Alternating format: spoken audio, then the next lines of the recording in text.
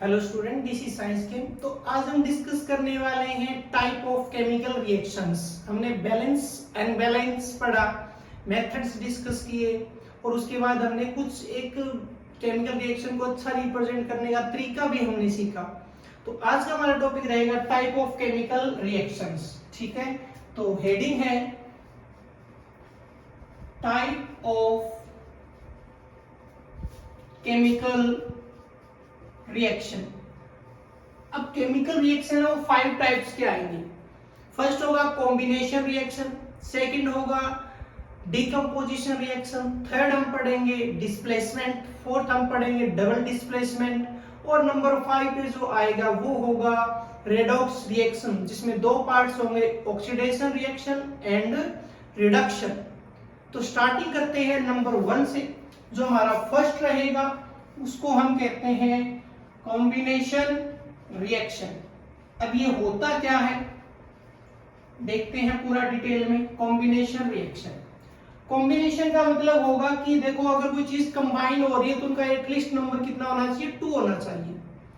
यानी कि 2 और मोर रिएक्टेंट्स या किसी तरीके का एलिमेंट या कंपाउंड वो रिएक्ट करेंगे, कंबाइन होंगे एक दूसरे के साथ और जो प्रोडक्ट बनेगा वो हमेशा सिंगल होगा। हमेशा ध्यान रखना कॉम्बिनेशन का जो मेन पॉइंट है कि हमें एक सिंगल प्रोडक्ट पर बात करनी है। ओके, तो हम लिखना शुरू करते हैं। Those reaction in which 2 or more reactant, या तो हम लिख सकते हैं रिएक्ट वर्ड या हम लिख सकते हैं combine, 2 or more reactant react और कंबाइन एंड फॉर्म, या तो मैं लिख सकता हूं 1 या मैं लिख सकता हूं सिंगल। ठीक है, सिंगल प्रोडक्ट आर फॉर्म। ठीक है, सिंगल प्रोडक्ट बनना चाहिए। 2 प्रोडक्ट अगर बने हैं तो वो कभी भी कॉम्बिनेशन में काउंट नहीं होगा। क्लियर? तो सिंगल प्रोडक्ट बनना चाहिए। अगर रिप्रेजेंट करना पड़े तो हम इसको कैसे रिप्रेजेंट कर सकते हैं? जैसे मैंने ये लिया रिएक्टेंट फर्स्ट R1, ये मैंने लिया रिएक्टेंट सेकंड R2, कोई थर्ड भी हो सकता है, यानी कि 2 और मोर, और जो प्रोडक्ट बनेगा वो सिंगल बनेगा। तो ये हमारा बन गया प्रोडक्ट। तो ये आ गया इसका जनरल रिप्रेजेंटेशन। ठीक है, अब एक चीज ध्यान रखिए कि इसके अंदर जो रिएक्टेंट लिया गया है, क्या लिया गया है? रिएक्टेंट जो है वो रिएक्टेंट क्या हो सकता है? कोई एलिमेंट भी हो सकता है। एग्जाम्पल के तौर पे फॉर एग्जाम्पल आयरन हो सकता है, सल्फर हो सकता है, oxygen gas, nitrogen gas, hydrogen gas, ये सारे क्या है? एलिमेंट। और क्या हो सकता है? कंपाउंड हो सकता है, जैसे कि कैल्शियम ऑक्साइड, H2O हो सकता है, HCl हो सकता है। ये सारे क्या है? कंपाउंड। तो रिएक्टेंट या तो एलिमेंट होगा या कंपाउंड होगा। क्लियर? तो डेफिनेशन, जनरल रिप्रेजेंटेशन और रिएक्टेंट कैसा कैसा होगा। और अब हम देखने वाले हैं इसके पर्टिकुलर एग्जांपल्स कि कॉम्बिनेशन के एग्जांपल। अब एक चीज हमेशा ध्यान रखना कि अगर हमने एक रिएक्शन को रिप्रेजेंट करने का तरीका सीखा है तो यानी कि उसका balancing form with state with condition हमें पूरा लिखना चाहिए। तो ट्राई करने हैं कि आप एक अच्छा इक्वेशन लिखो। ये नहीं है कि बैलेंसिंग जब पूछा जाए तभी आप बैलेंसिंग लिख रहे हो। अब देखिए, पहला रिएक्शन मैं बेसिक से लिख सकता हूं, जैसे जो हम सीखते आए हैं। ठीक है, जैसे Mg सॉलिड स्टेट में रिएक्ट करता है किसके साथ? ऑक्सीजन गैस के साथ, और क्या बनता है? MgO बनता है किसमें? सॉलिड स्टेट में। और ये इसका बैलेंसिंग भी था, अब शायद मुझे बताने की जरूरत नहीं है। और हम क्या लिख सकते हैं कि नाइट्रोजन गैस रिएक्ट करता है हाइड्रोजन गैस के साथ, और कौन सा गैस बनता है? अमोनिया गैस बनता है।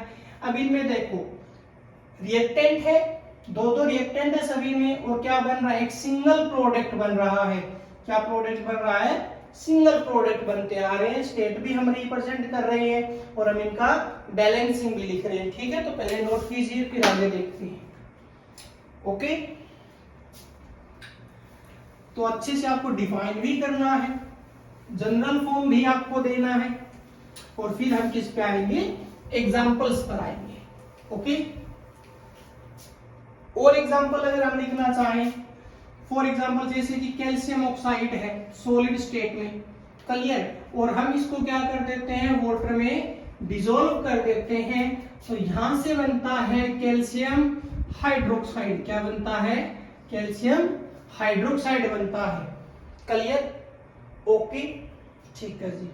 और एक बात ध्यान रखना कि कई बार इस रिएक्शन को जब हम देखते हैं तो हमें प्लस में हीट मिलता है। क्या मिलता है, हीट लिखा हुआ मिलता है, और हम ये कह देते हैं कि सर प्रोडक्ट तो एक और एक दो हो गए सर, लेकिन हीट जो है आपको पता है ये किसके लिए होगा, ये स्मॉल टाइम के लिए होगा। क्या होगा, स्मॉल टाइम के लिए होगा। थोड़े टाइम के बाद ये हीट एनवायरनमेंट में रिलीज हो जाता है, तो हमारे पास जो लास्ट प्रोडक्ट बचेगा वो सिर्फ क्या होगा, कैल्शियम हाइड्रोक्साइड होगा, क्लियर। यानी कि ये हम इसमें काउंट नहीं कर रहे, हीट रिलीज होगा इन रिएक्शंस में, क्लियर।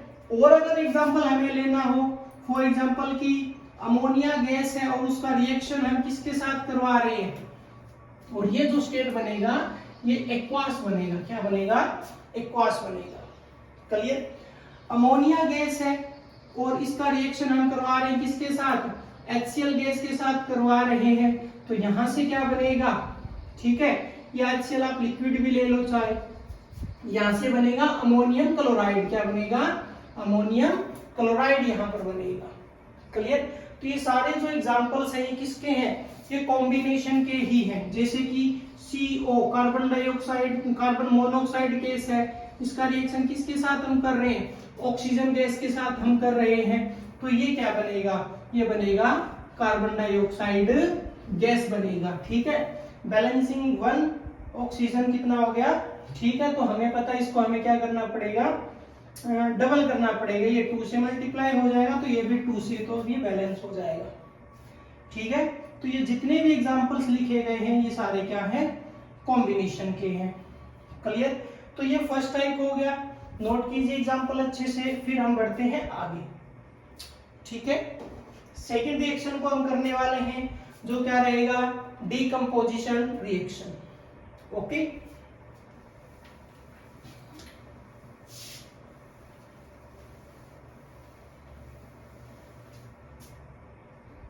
तो हम देखने वाले हैं second type,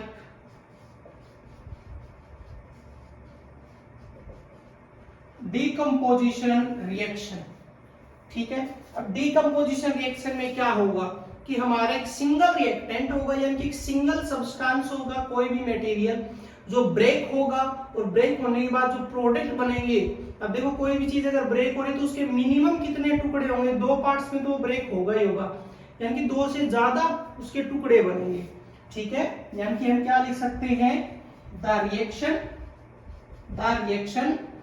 in which single reactant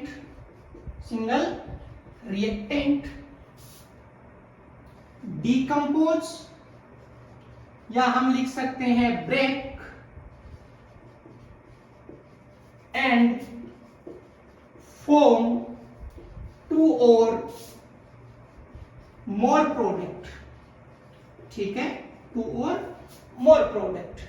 तो जब सिंगल रिएक्टेंट ब्रेक होगा तो 2 या 2 से ज्यादा प्रोडक्ट बनेंगे। अब इसमें एक पॉइंट है, एक इंपॉर्टेंट पॉइंट क्या है कि इस रिएक्शन की एक कंडीशन हो जाती है कि जो रिएक्टेंट होगा उसको वो पहले एनर्जी को एब्जॉर्ब करेगा, यानी कि उसको रिएक्ट करने के लिए एनर्जी चाहिए ही चाहिए। यानी कि इसमें क्या है कि रिएक्टेंट या तो यूज, या हम क्या लिख सकते हैं, एब्जॉर्ब द एनर्जी, उसको एनर्जी चाहिए ही चाहिए। विदाउट एनर्जी डीकंपोजिशन रिएक्शन नहीं होगा।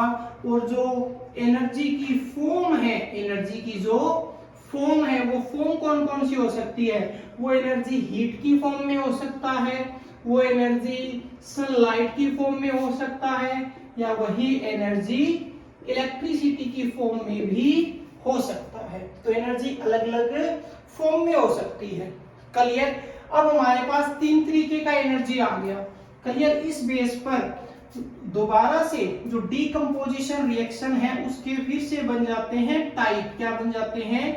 टाइप बन जाते हैं। और वो टाइप कितने हो जाते हैं? 3 टाइप हो जाते हैं एनर्जी के बेस पर, कि रिएक्टेंट किस तरीका का है, रिएक्टेंट है कौन सा और कैसा वो एनर्जी ले रहा है। क्लियर? अच्छा, इसका जनरल फॉर्म हम लिख देते हैं, टाइप बाद में लिख लेना और टाइप से पहले, ठीक है, यहाँ पे एड ऑन कर लेना।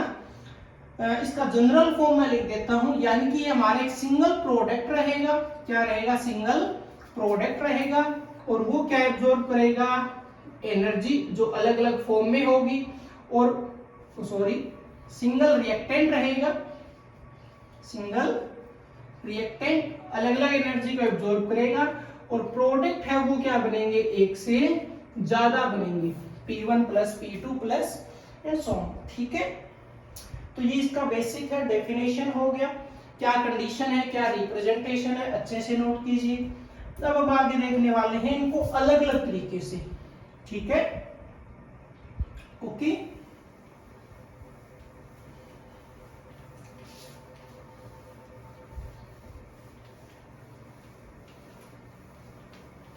ठीक है जी, तो नंबर 1 यानी कि डिकम्पोजिशन का जो फर्स्ट पार्ट है तो हम लिख सकते हैं क्या? डिकम्पोजिशन बाय हीट हम लिख सकते हैं। क्या लिख सकते हैं? हीट हम लिख सकते हैं। और इसको बोला जाता है, इसको बोला जाता है थर्मल डिकम्पोजिशन। क्या बोला जाता है? थर्मल डिकम्पोजिशन इसको बोला जाता है। तो थर्मल डिकम्पोजिशन का मतलब क्या हुआ? यानी कि reactant break with the help of heat. उसको क्या चाहिए? हीट चाहिए। यानी कि रिप्रेजेंटेशन की ये रिएक्टेंट हुआ, उसको हम क्या देंगे? हीट देंगे। और वो क्या बनाएगा? मोर देन 1 प्रोडक्ट वो बन के आने वाले हैं यहाँ पे। ठीक है, इनके 2 और मोर प्रोडक्ट वहां पर बनेंगे। अब हम बात करते हैं किसकी?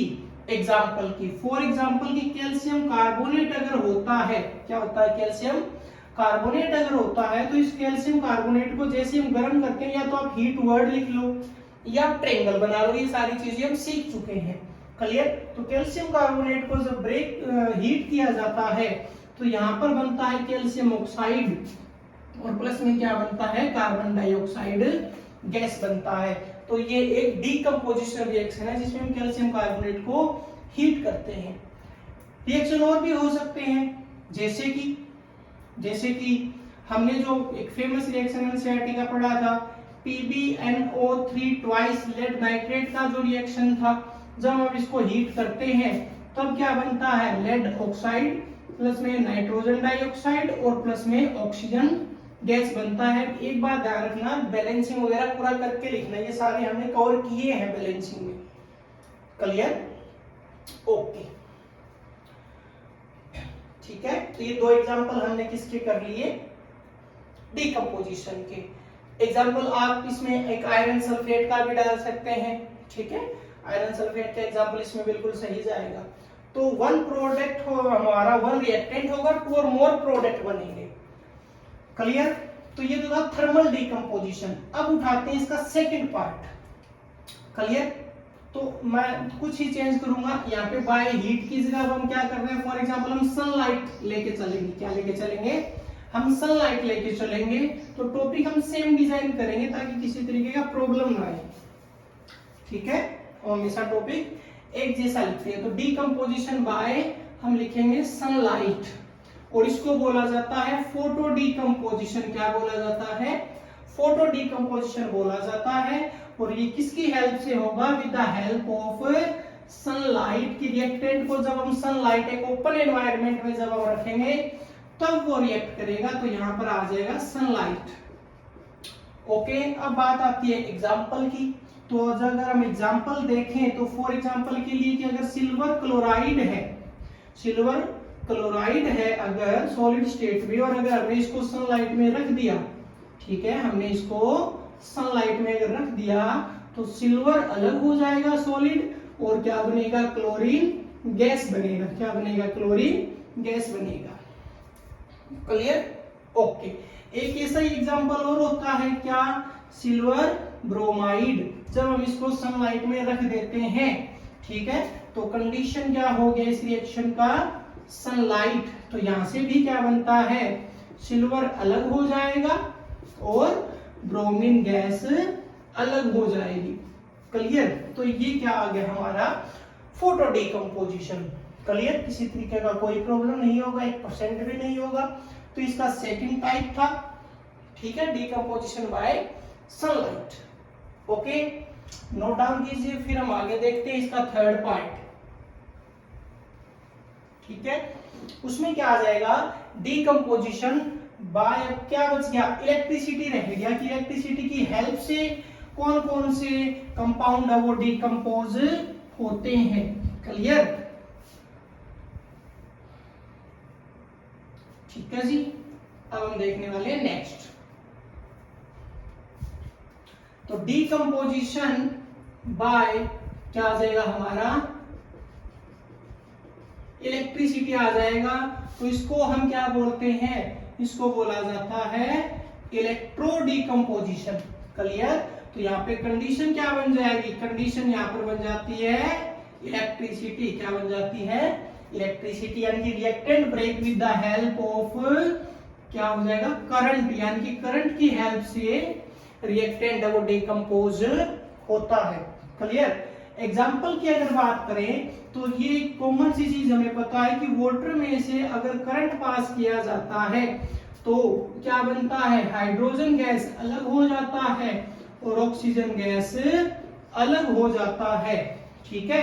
और कंडीशन क्या बन जाती है, यहाँ पे इलेक्ट्रिसिटी क्या बन जाती है, इलेक्ट्रिसिटी कंडीशन आ जाती है। क्लियर। ऐसे ही कई रिएक्शन और हैं, जैसे कि मान लो सोडियम क्लोराइड है, ठीक है, नमक है, और ये देखो ये तो लिक्विड स्टेट है, ये कौन सी स्टेट होती है, मोल्टन होती है।